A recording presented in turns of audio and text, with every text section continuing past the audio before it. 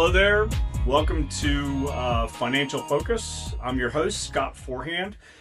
And today we're going to do something a little bit different. Most of the time, when we have guests on the show, we talk with adults. We talk with financial professionals, business owners, retirees, people preparing for retirement, people who have spent decades learning lessons about money, and sometimes it's the easy way and sometimes it's the hard way. But today, my guest is 13 years old. His name is Sebastian Sackman. And I think today's conversation may turn out to be one of the most interesting conversations we've ever had on Financial Focus. A little bit about Sebastian. He lives in Florida. He's a surfer. He's intelligent. He's outgoing. And he's just an all-around fantastic young man. One of the things I noticed about Sebastian is that even though at 13 he has where most 13 years old would be standoffish, I guess, or want to hang out in their own little clique, Sebastian enjoys engaging with adults. He's not intimidated by the conversation, and he listens, he thinks, and he asks questions. And recently, Sebastian decided to take on a challenge. And he started reading my book, Kingdom Banking, Legacy by Design. Now, when I wrote this book, I certainly wanted it to be understandable. I wrote it primarily for adults, but I also wanted it for people that are thinking about getting into retirement. So people have these opportunities at different phases in life, thinking about retirement, debt, saving, retirement, investing, insurance, taxes, retirement, taxes, the word retirement keeps coming up, right? Ultimately, I wanted people to be thinking about the legacy they're going to leave behind, and also the concept of stewardship. So when I learned that a 13-year-old was actually sitting down and reading it, I became very curious. Because there's an enormous difference between learning about money when you're 50 years old and learning about money when you're 13. Think about that for a minute. At 50 years old, you're trying to correct financial decisions you've already made. At 13, all of the decisions are still in front of you. Sebastian hasn't bought his first house. He probably hasn't invested in his first stock. He hasn't taken out a mortgage. He probably hasn't financed a car, considering he can't even drive one yet. He hasn't opened a retirement account yet.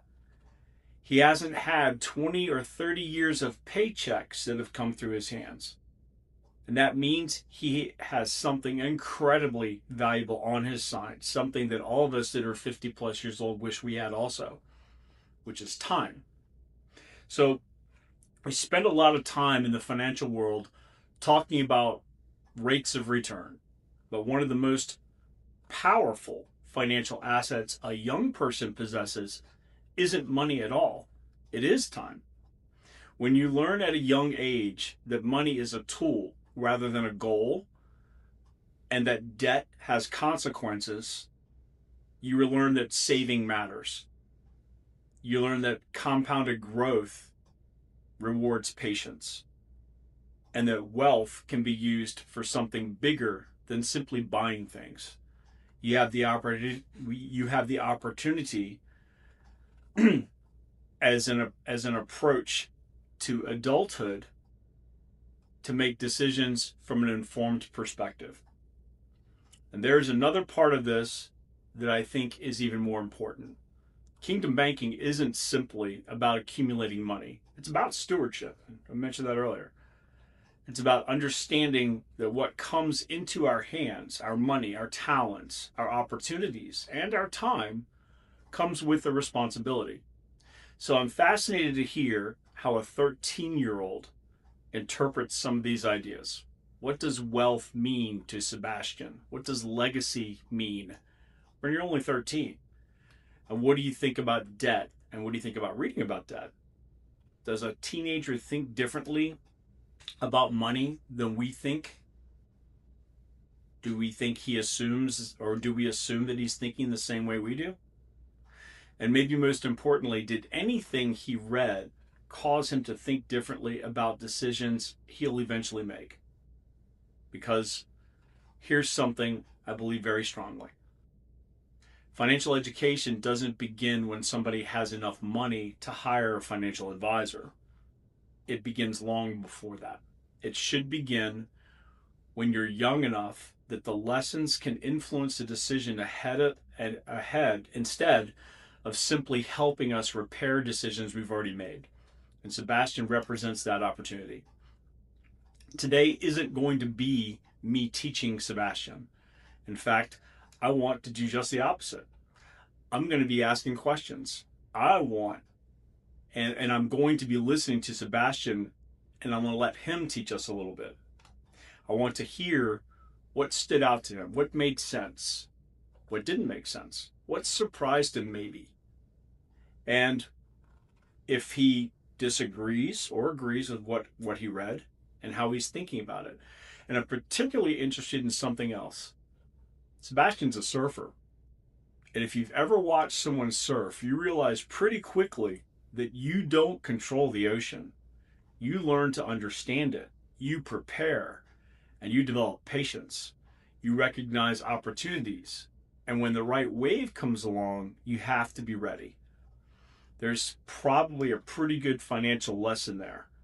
And I'm pretty sure Sebastian picked up on it. So today we're going to talk about money. We're going to talk about faith, stewardship, debt, saving, investing, generosity. We're maybe even a little bit about surfing. And we're going to hear it from the perspective of a very impressive 13-year-old young man. So, Sebastian, welcome to the Financial Focus. I'm glad you're here. How are you doing? Hey, good. How are you? I'm fantastic, man. It's so Awesome. good to see you. So good to hear from you.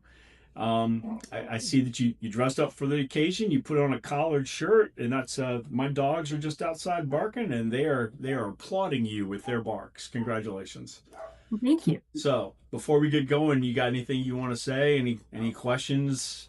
Anything you want me to go over, or should I just jump right into it? Jump right in. All right, here we go, man. Question number one. Let's start with an obvious question. All right, Sebastian, you're 13. What made you decide that you wanted to read a book about anything you could read about money, retirement, stewardship, and financial planning? Uh, I decided to read Kingdom Baking because I wanted to learn more about how what you can do with money and how it works. Okay. So did were you this is something you were actually interested in, or did someone convince you to read the book? No, I was interested in it. Okay. Yeah. That's awesome. All right. Here you go. So pretend I'm one of your friends, okay? And you're a 13-year-old and you've read that book. How would you what kind of a book review, or what would you say? How would you summarize that book to another 13-year-old? I would say on the lines of it's you don't want to get yourself into a debt that you can't pay out Love because it. it'll carry over. Um, So you want to save from a young age or so? All right. So you just mentioned the word debt. Let's talk about debt for a second. So after reading the book, what do you think debt is? If you had to I say good things or bad things about debt, what would you say? I think debt is it's it's not good because you're borrowing money from the bank is what debt means, and it when you borrow it, the interest or whatever goes up, right? Okay. So if you're let's put this into a real world concept. Let's say, okay, fast forward, you're 13. Let's say fast forward 7 years, and you're 20, and you're buying your first car. What do you think you've learned by reading the book and what you now understand about debt? How is that going to affect how you buy the car? It's gonna affect me, or it's gonna affect how because or hold up, it's like So I there's know really whenever. There's no Well, wrong answer here, man. It's just, if you're thinking right now about, okay, I'm now 20, I got to buy my first car. What are you gonna do? Are you gonna go out and buy a brand new car? Are you gonna save $50,000 and go buy the car? Are you gonna leverage money? What are you gonna do to buy that car? definitely not going to buy a brand new car because Okay, I've learned that you lose, I think, 20% from there you what go. you bought it for. I So you're definitely right. buy You something used, something cheap and reliable okay?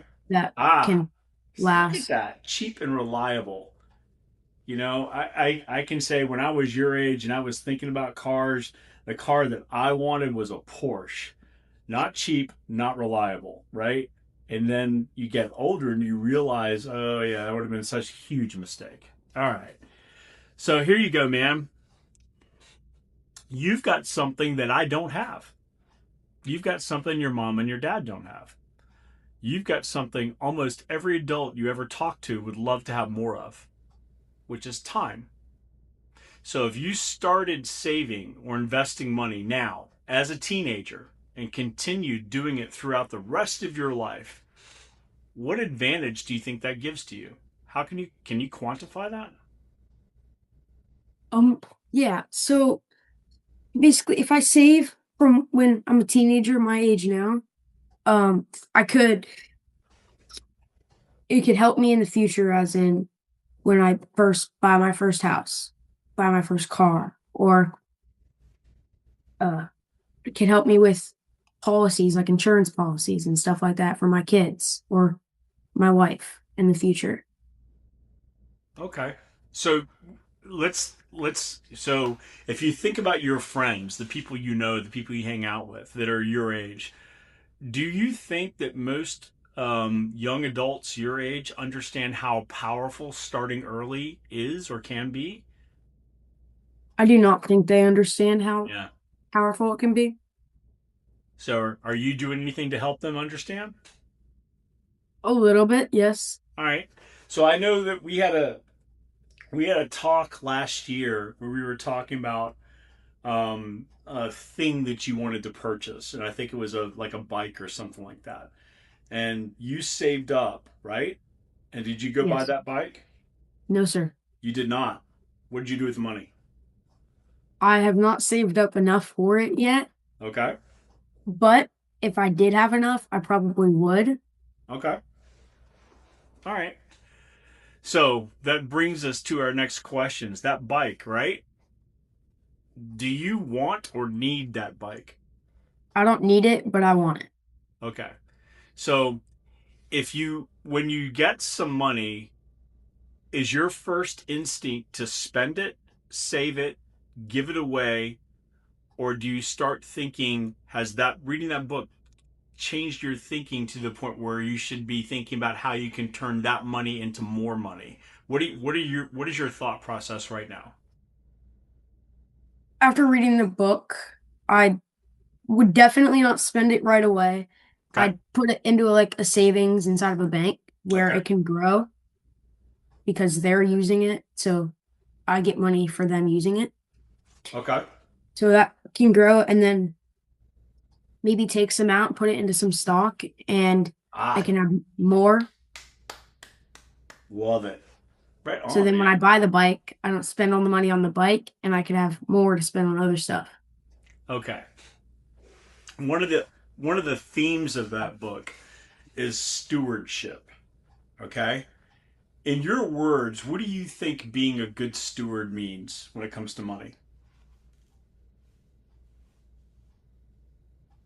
What does steward mean? So steward means like you are the protector, the decision maker, the person who would like if you're like a babysitter. A babysitter is a steward of the child that they are babysitting while they're taking care of that child. Okay. Um, so Manager is another good word. Is a analog.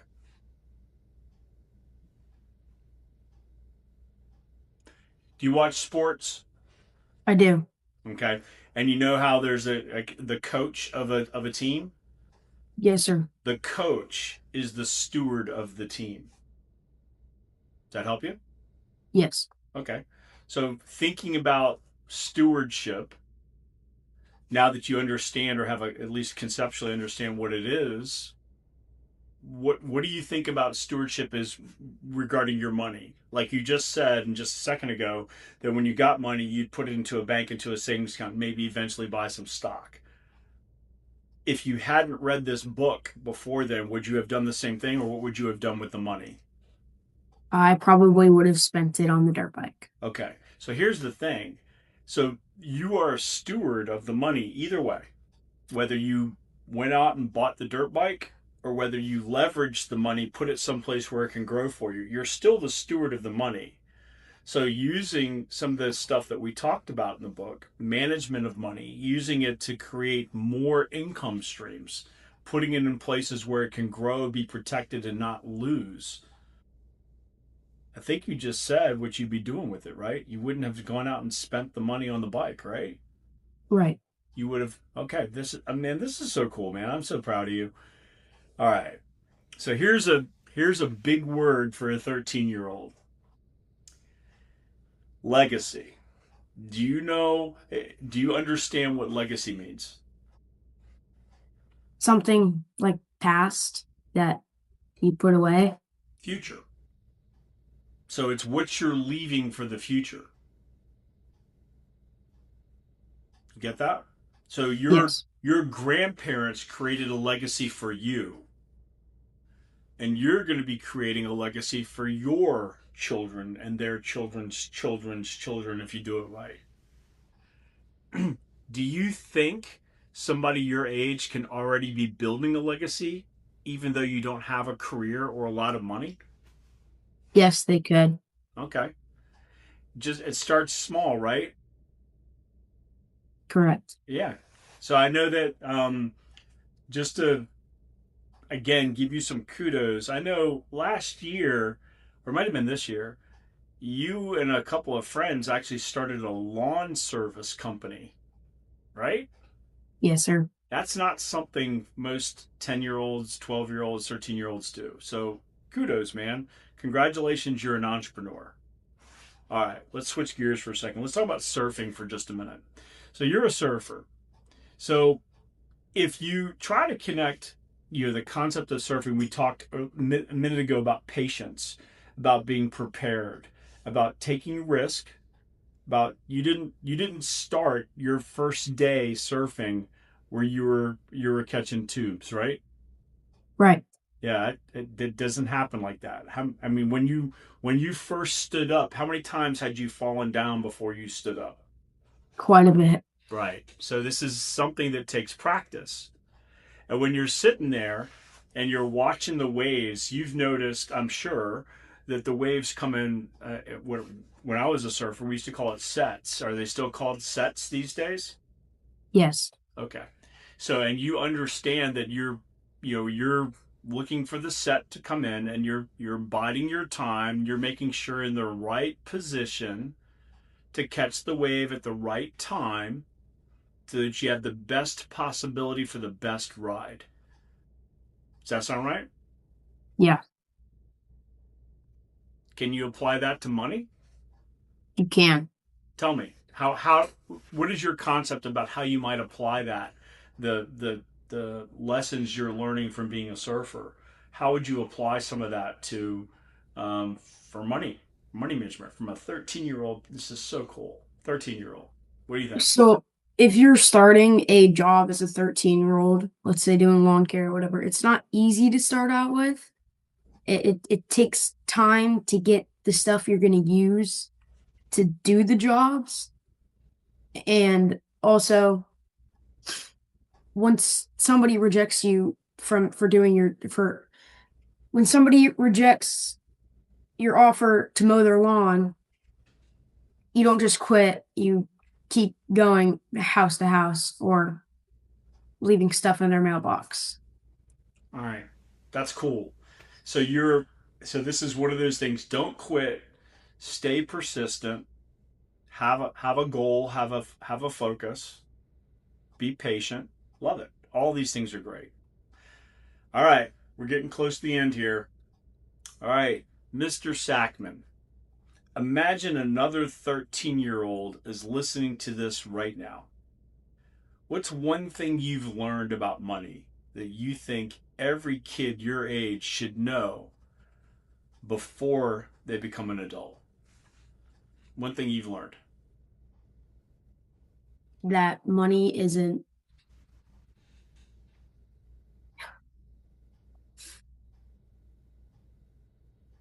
You got this, man.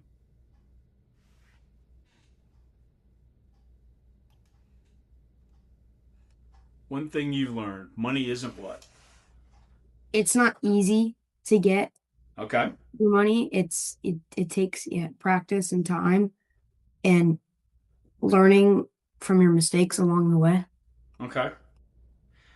All right.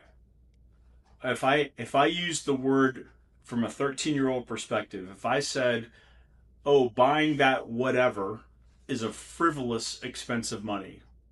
What do you think that? Give me an example. Do you know what the word frivolous means? No, sir. Okay. Frivolous would be like a mistake, a waste. Okay. What's something a 13-year-old might waste money on? Uh, a gaming computer, There you a go. Okay. And and now let's last question. This is a toughie.